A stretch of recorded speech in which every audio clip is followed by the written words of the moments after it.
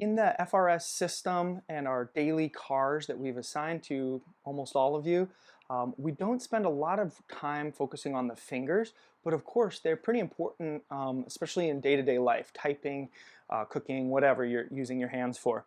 So to that end, we thought we would just share a few of our favorite finger-specific drills. We would start here by being on the floor, kind of a quadruped position, and then spread your fingers out and begin by just doing these light, we call them finger push-ups, where the fingers stay on the ground, your hands come up, and you're looking for that stretch in the palm of your hand. You can ramp up the intensity here by bringing more weight onto your hands and then doing the same drill and starting to feel that work in the forearm area. Really just make sure that you get to a complete stop and you don't also passively just lock out at the fingers. You will, it'll be very variable how much motion you get in your finger flexion. I have kind of quite a bit, but you might get less. So you're just looking for that complete stop at the top, okay?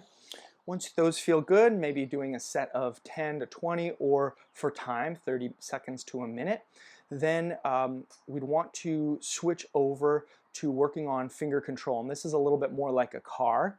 So again, you can start in kind of collapsed quadruped or hands on a table. Get those palms flat on the ground, and then we're just going to work our way around each hand, trying to lift one finger at a time while doing our best to keep the palm part of your hand on the ground. This might feel like an impossible ask at first, which if that's the case, you could ease back on the wrist angle and you might find a little bit more accessibility to those tissues. If you're right over the hands on the other hand, you might not be able to get any at all. So find that angle for the wrist that allows you to get a little bit but forces some real work. Also notice how the position of your elbow joint relative to your wrist does change this drill a little bit. So pick one angle and work from there. And then on another day, you could pick another angle and work those finger lift-offs from that position. Finally, once you've worked through those, then our last one, we really love this one, kind of works your finger flexors in a way that it's hard to feel otherwise. So for this, you'd get your tops of your hands on the ground, and you can change the amount of stretch on the wrist by bringing the wrist forward for more stretch or back for less stretch.